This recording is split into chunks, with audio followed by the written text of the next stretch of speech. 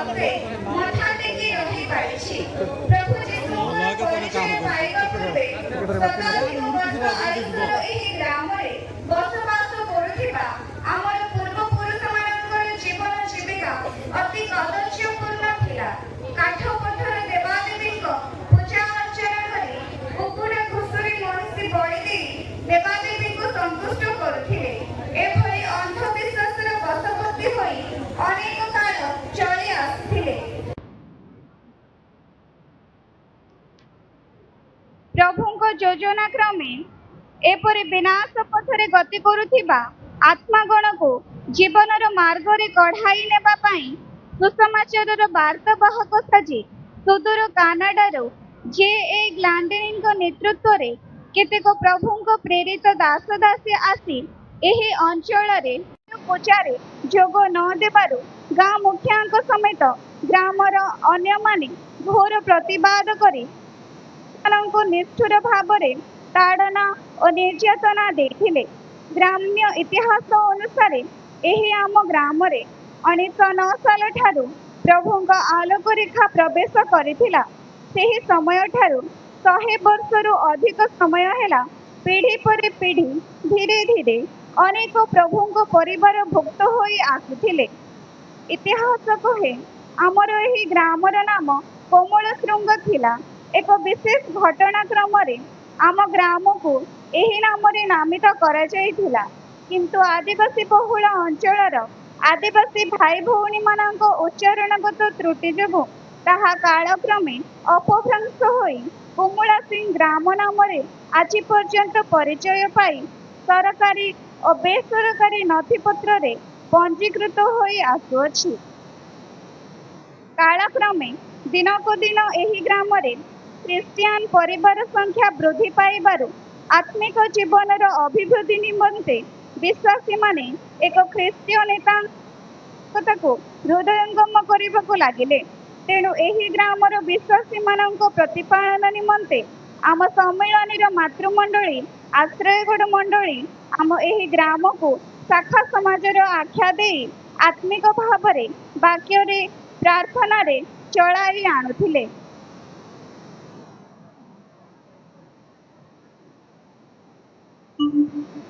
କିଛି ବର୍ଷ ପରେ ଆଶ୍ରୟଗଡ଼ରୁ ଆମ ଗ୍ରାମର ଦୂରତ୍ୱତା ଦୃଷ୍ଟିରୁ ନିକଟସ୍ଥ ଶ୍ରୀରଙ୍ଗ ମଣ୍ଡଳୀର ଶାଖା ସମାଜ ଭାବରେ ପରିଚାଳିତ ହୋଇ ଆସୁଥିଲା। ତତ୍ ସମୟରେ ଆମ କୁମୁଳାସିଂ ସମାଜର ଚାଳକ ଭାବରେ ସ୍ୱର୍ଗୀୟ ଧର୍ମାଙ୍ଗଦ ଏଡ୍ଲା ସମାଜର ଦାୟିତ୍ୱରେ ରହିଥିଲେ।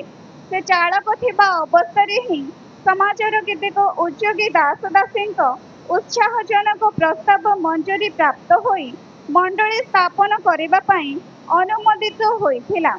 ତେଣୁ 1976 ମସିହା ଜୁଲାଇ 27 ତାରିଖରେ ଆମର ଏହି ସମାଜ ଉତ୍କଳ ବାପ୍ଟିଷ୍ଟ ମଣ୍ଡଳୀ ସମ୍ମିଳନୀ ଦ୍ୱାରା ମଣ୍ଡଳୀ ସ୍ଥାପିତ ହୋଇ ସମ୍ମିଳନୀର 16ତମ ମଣ୍ଡଳୀ ଭାବରେ ପରିଚୟ ପାଇଥିଲା। ସେହିଦିନ ଆମ ମଣ୍ଡଳୀର ପ୍ରଥମ ପାଳକ ଭାବରେ ତତ୍କାଳୀନ ଚାଳକ ସ୍ୱର୍ଗତ ଧର୍ମାଙ୍ଗଦ ଏଡ୍ଲାଙ୍କୁ ପାଳକ ଅଭିଷେକ କରାଯାଇଥିଲା। ଦୀର୍ଘ ସମୟ ଧରି ସ୍ୱର୍ଗତ ପାଳକ ମହାଶୟ ଅନେକ ଦୁଃଖ କଷ୍ଟ ସ୍ୱୀକାର କରି ବିଶ୍ୱସ୍ତ ଭାବରେ ପାଳକୀୟ ଦାୟିତ୍ୱ ନିର୍ବାହ କରୁ କରୁ ସମ୍ମିଳନୀର ନିୟମ ପ୍ରକାରେ ନିରୂପିତ କାର୍ଯ୍ୟକାଳ ସମାପ୍ତ ହେବାରୁ ପାଳକଙ୍କୁ ସମ୍ମିଳନୀର ଉପସ୍ଥିତିରେ ତା 26/1/1996 ତାରିଖରେ ସସମ୍ମାନରେ ଅବସର ଦିଆଯାଇଥିଲା। ପ୍ରଥମ ପାଳକଙ୍କ ଅବସର ପରେ ମଣ୍ଡଳୀ ପାଳକ ବିହୀନ ଭାବରେ ପ୍ରାୟ କିଛି ବର୍ଷ ଡିକନମାନଙ୍କ ଦ୍ୱାରା ପରିଚାଳିତ ହୋଇ ଆସୁଥିଲା। ମଣ୍ଡଳୀ ଗୋଟିଏ ଉପଯୁକ୍ତ ପାଳକଙ୍କ ଆବଶ୍ୟକତା ଅନୁଭବ କରୁଥିଲା। ଠିକ୍ ସମୟରେ ପ୍ରଭୁଙ୍କ ପୂର୍ବ ନିରୂପିତ ସଂକଳ୍ପ ଅନୁସାରେ ତା 2/10/1997 ତାରିଖରେ ସର୍ବସମ୍ମତିକ୍ରମେ ଆମ ମଣ୍ଡଳୀର ଦ୍ୱିତୀୟ ପାଳକ ଭାବରେ ନିଯୁକ୍ତି ଦେଇ ଆଚାର୍ଯ୍ୟ ସିମିୟନ ଗୁରୁଙ୍କୁ ପାଳକ ଅଭିଷେକ କରାଯାଇଥିଲା। ଆଚାର୍ଯ୍ୟ ଗୁରୁ ମହାଶୟ ତା 2/10/1997 ତାରିଖରୁ ତା 5/1/2020 ତାରିଖ ଯାଏ ଅତି ସୁନ୍ଦର ଭାବରେ ମଣ୍ଡଳୀକୁ ଏକ ସୂତ୍ରରେ ବାନ୍ଧି ବିଶ୍ୱସ୍ତ ଭାବରେ 22 ବର୍ଷ କାଳ ପ୍ରତିପାଳନ କରି ଆସିଥିଲେ। किंतु पुनर्बार सम्मिलनीर नियमावलीर निर्देशानुसार कार्यकाल पूर्ण हो जिबारु ता 15/1/2020 तारिखरे आचार्य गुरु पालकଙ୍କୁ ମଧ୍ୟ ससम्माने କାର୍ଯ୍ୟରୁ ଅବସର ଦିଆଯାଇଥିଲା। ଦ୍ୱିତୀୟ ପାଳକଙ୍କ ଅବସର ପରେ ପ୍ରାୟ 4 ବର୍ଷ 11 ମାସର ବ୍ୟବଧାନ ପରେ ମଣ୍ଡଳୀର ବୋଝଗ୍ରସ୍ତ ଉପବାସ ପ୍ରାର୍ଥନାର ଉତ୍ତର ସ୍ୱରୂପେ ପ୍ରଭୁ ତାଙ୍କ ମହାକରୁଣା ପ୍ରକାଶ କରି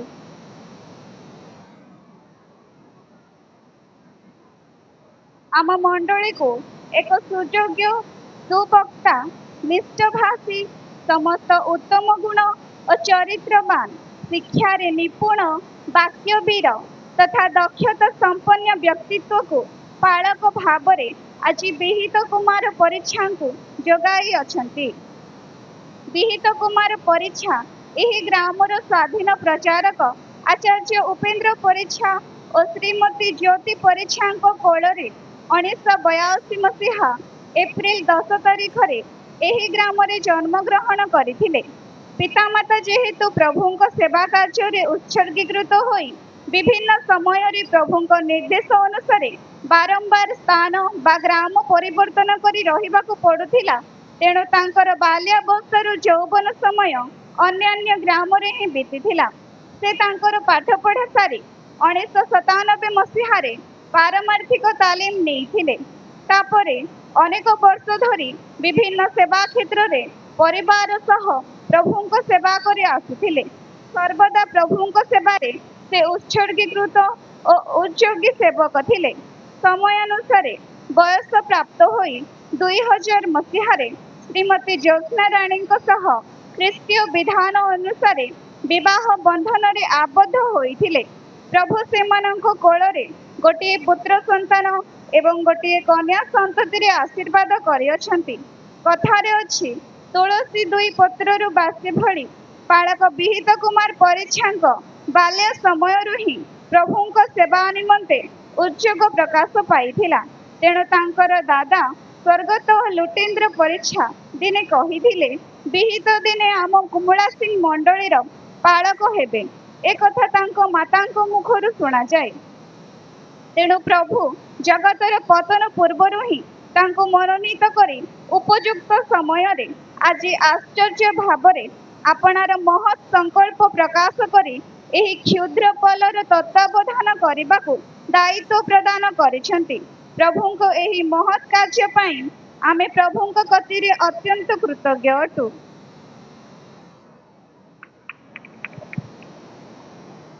ଆଜି ଆମର ନବନିଯୁକ୍ତ ପାଳକଙ୍କ ଅଭିଷେକ ଉତ୍ସବରେ ଉପସ୍ଥିତ ପ୍ରତ୍ୟେକ ସାଧୁଜନଙ୍କ ନିକଟରେ ହାର୍ଦ୍ଦିକ କୃତଜ୍ଞତା ଓ ଧନ୍ୟବାଦ ଜଣାଉଛୁ।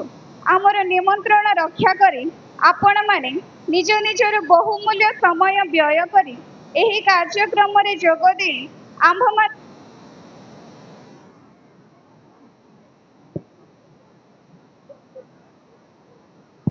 ଆପଣମାନଙ୍କ ନିକଟରେ ଆମର ଗୋଟିଏ ଅନୁରୋଧ, ପାଳକ ବିହିତ କୁମାର ପରିଚ୍ଛା ଯେପରି ପାଳକ୍ୟ କାର୍ଯ୍ୟର ପ୍ରତିଟି ସୋପାନରେ ନିଜର